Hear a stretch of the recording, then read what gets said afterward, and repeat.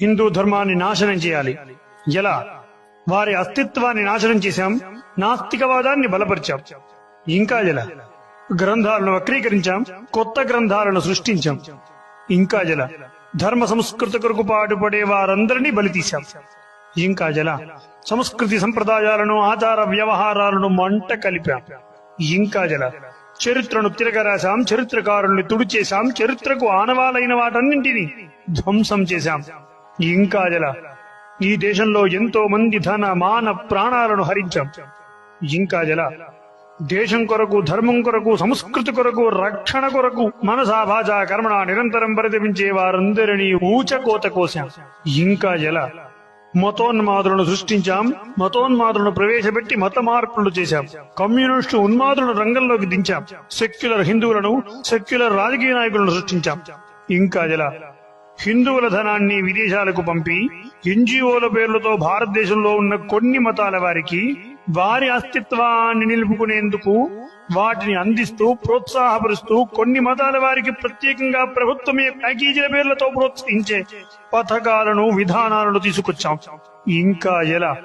కానీ ఒక్క హిందువు తన గుడికి వెళ్లి తన దేవుణ్ణి చూసుకోవాలంటే మాత్రం అధిక పైకం చెల్లించాలనే నెపంతో దేవుణ్ణి దూరం చేసి ఆ దేవుణ్ణి కొంతమందికి మాత్రమే పరిమితం అయ్యేలా తగిన చర్యలు తీసుకున్నాం.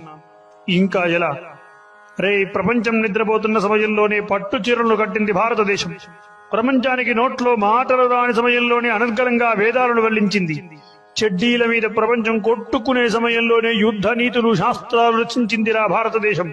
ప్రపంచం ఒంటి మీద బట్టలు కూడా లేని కాలంలోనే పట్టు చీరలు కట్టి నెట్టిన కిరీటం పెట్టి శోభిల్లిందిరా భారతదేశం. దాన్ని నాశనం చేయాలంటే దానికి మూలం ధర్మం, ధర్మానికి మూలం జ్ఞానం అని తెలుసుకున్నాం. దాన్ని దూరం చేయాలనే నిపంతో బయలుదేరి వచ్చాం.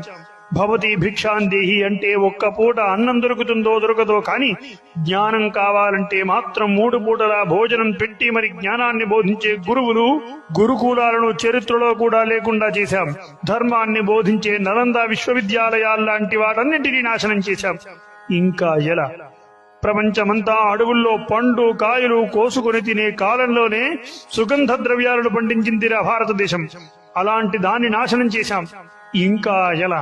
ప్రాచీన విద్యను నాశనం చేసి పాశ్చాత్య విద్యను ప్రవేశపెట్టాం.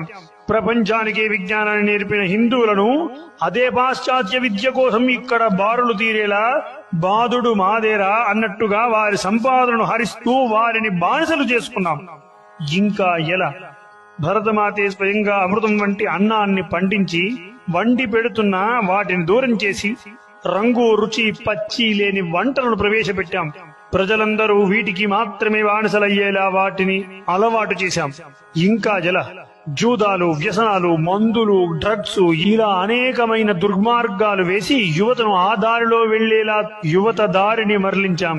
రాబోయే యువతకు కూడా హస్తస్య భూషణం దానం అంది వేదం. కానీ హస్తస్య భూషణం ఫోన్ అంటుంది ఈ తరం.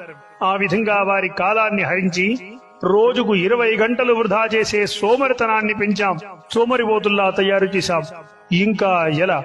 ప్రతిభ ఉన్నవాడికి కాకుండా లేనివాడికే ముందు అన్ని దక్కేలా అన్ని చర్యలు తీసుకున్నాం. ఇంకా ఎలా?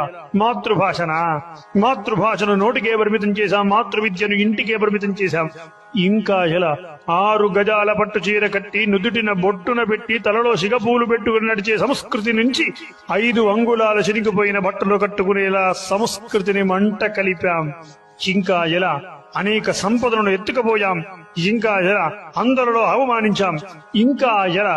ఎలా ఎలా ఎలా ఎన్ని చేసినా ఏదో రకంగా భారత శోభ వెలుగుతూనే ఉంది. ప్రపంచంలో నేటికి అగ్రగామిగానే ఉంది. తలెత్తుకునే జీవిస్తుంది. వందల వేల సంవత్సరాల నుండి అనేక మంది ఇలా దాడులు చేస్తున్నా కనీసం చెలించకుండా, చీమ కుట్టినట్టు కూడా లేకుండా తలెత్తుతూ సగర్వంగా శోభిస్తుంది రా భరతమాత. ఎలా ఎలా ఎలా? ఇది మన హైందవ వ్యతిరేకవాదుల ఆచరణ చిత్రం. నీవు ఏం కోల్పోయావో ఒక్కసారి వెనక్కి తిరిగి చూసుకో. జాగో హిందూ, జాగో భారతీయుడా.